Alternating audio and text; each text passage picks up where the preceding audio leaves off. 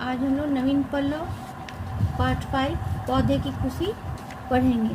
पौधे की खुशी का लेखक है द्वारिका प्रसाद महेश्वरी।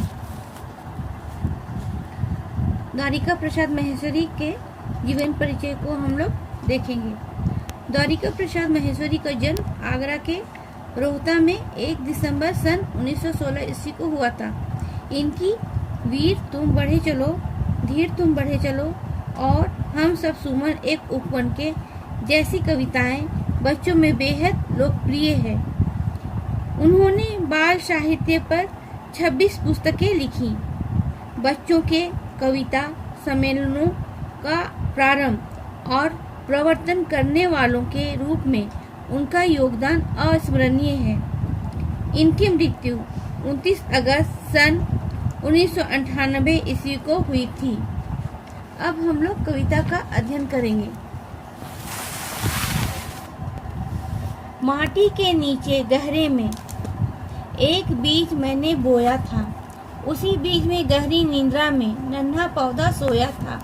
पौधा समझ रहा था सारी दुनिया में है सिर्फ अंधेरा, क्योंकि अभी तक उसने देखा कभी नहीं था स्वर्ण सवेरा। टप टप गिरकर बूंदों ने तब सबको जा स्वयं जगाया। कहा उठो आंखें खोलो, देखो दुनिया की अद्भुत माया। उत्तर गगन से नन्ही किरणों ने उसको आ स्वयं जगाया। कहा उठो आंखें खोलो, देखो दुनिया की अद्भुत माया। सरसर करती हुई हवा ने दे आवाज उसे जगाया। कहा उठो आंखें खोलो, देखो दुनिया की अद्भुत माया। हम लोग यही 5 पैराग्राफ को ही हम लोग आज पढ़ेंगे। कविता में बीज के पौधा बनना तथा प्रकृति के संपर्क से मिलने वाली खुशी का वर्णन किया गया है।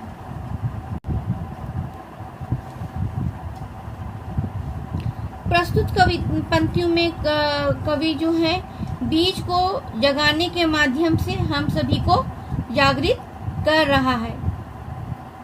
कहता है कि देखो वृक्षों पर सुंदर फूल खिले हैं,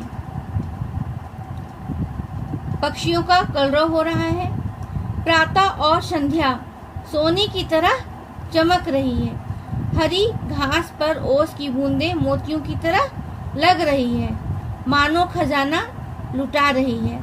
अर्थात कवि हम सबको जगने के लिए पेड़ के वैभव को दिखा रहा है कि देखो और प्रसन्न होकर कर्मशील बनो। मतलब पौधे की तरह हम लोगों को कर्मशील बनना है। अब हम लोग इसका अर्थ को देखेंगे। माटी के नीचे गहरे में, यहाँ कवि कहता है कि मिट्टी के नीचे एक गहरे में एक बीज को मैंने बोया हो। उसी बीज में गहरी निद्रा में नन्हा पौधा सोया है। कवि यहाँ कहता है कि उसी बीज की गहरी निद्रा में, बीज के रूप मतलब मिट्टी के अंदर जो बीज दबा हुआ है, वो जो अभी नन्हा पौधा बना नहीं है, जो गहरी निद्रा में सोया है। पौधा समझ रहा है सारी दुनिया में सिर्फ अंधेरा है। मिट्टी के नीचे दबा होने के कारण पौधा जो है अभी मिट्टी के ऊपर नहीं आया है और समझता है कि अभी सारी दुनिया में अंधेरा है, क्योंकि अभी तक उसने देखा कभी नहीं स्वर्ण सवेरा, क्योंकि वो मिट्टी के ऊपर नन्हा पौधा नहीं बना है और ना ही वो बाहर निकला है। इसलिए वो समझ रहा है कि कभी नहीं, मतलब यहाँ कभी नहीं था स्वर्ण सवेरा, कभी भी मतलब सुनहरा सवेरा नहीं होगा। टप टप गिरकर बूंदों ने, यहाँ टप टप गिरकर बूंदों ने मतलब यहाँ पर दिखा रहा है कि बारिश का पानी जो है टप टप बूंदों के रूप में गिरकर तब सबको जा स्वयं जगाया।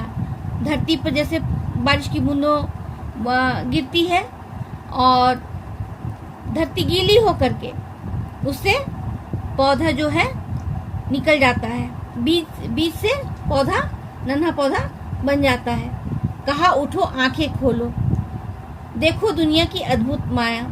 यहाँ कहता है कि उठो और आंखें खोलो और बाहर निकलो और देखो दुनिया की अद्भुत माया को देखो। उत्तर गगन से नन्ही किरणों ने उसको आस वहीं जगाया। उत्तर गगन से, गगन मतलब आसमान से नन्ही किरणों ने, मतलब सूरज की नन्ही रोशनी जो है उसको जगा रहा है, मतलब धरती पे थोड़ा गर्मी भी दे रहा है। सूरज की किरणें से जो गर्मी मिलती है उसको जगा रहा है। कहता है कि उठो, आंखें खोलो, देखो दुनिया की अद्भुत माया। उठो और आंखें खोल करके देखो दुनिया की अद्भुत माया को देखो। सर सर करती हुई हवा ने दे आवाज उसे जगाया, और हवा भी जो है उसको जगा रहा है और कहता है कि उठो, आंखें खोलो, देखो दुनिया की अद्भुत माया। यहाँ पर पौधे की खुशी को बारे में बतलाया गया है और कहता है कि दुनिया का सुहाना दृश्य को देखो। ये पाठ को मैं एक बार फिर से बतला रही हूँ। प्रस्तुत कविता में कवि जो है बीज को जगाने के माध्यम से हम सभी को जागृत कर रहा है कि देखो, वृक्षों पर सुंदर फूल खिले हैं, पक्षियों का कलरव हो रहा है, प्रातः और संध्या होने की तरह चमक रही है, हरी घास पर ओस की बूंदें मोतियों की तरह लग रही है, मानो खजाना लुटा रही है। अर्थात कवि हम सबको जगने के लिए पेड़ के वैभव को दिखा रहा है कि देखो और प्रसन्न होकर कर्मशील बनो। कवि जो है पेड़ के माध्यम से हम लोगों को कहता है कि प्रसन्न होकर कर्मशील बनना है। और यहाँ पर बतलाया गया है कि मिट्टी के नीचे जो है एक बीज बोया है, जो नन्हा पौधा गहरी निंद्रा में सोया है और उसको टप टप करके गिरकर बूंदों ने, मतलब बारिश की बूंदों या पानी की बूंदें जो है उसको जगा रहा है। सरिता की नन्ही लहरों ने बीज को जगाया है और पौधा समझता है कि सारी दुनिया में सिर्फ अंधेरा है। और यहाँ कहता है कि उठो, आंखें खोलो और दुनिया की अद्भुत माया को देखो। सूर्य की किरण जो है बूंदों और हवा और सरिता ने बीज को भी जगाया है और कहता है कि दुनिया का सुहाना दृश्य को देखो। आज हम लोग यहीं तक पढ़ेंगे और नेक्स्ट क्लास में हम लोग ये 5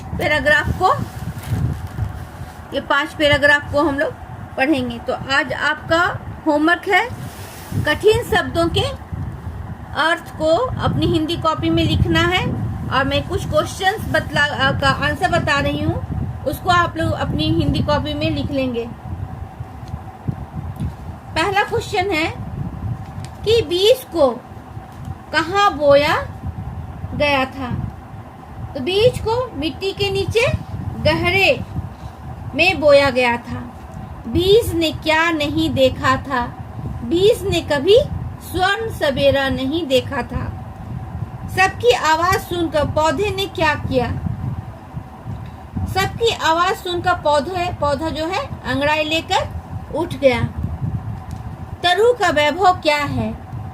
तरु का वैभव उसके ऊपर सुंदर खिले फूल और पक्षियों का कलरव है। माटी के नीचे क्या बोया गया था। माटी के नीचे बीज बोया गया था।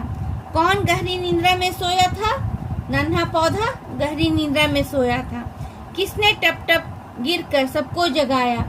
सरिता की नन्ही लहरों ने बीज को, नहीं, इसका आंसर ये होगा कि टप टप गिरकर बूंदों ने सबको जगाया। टप टप गिरकर बूंदों ने सबको जगाया।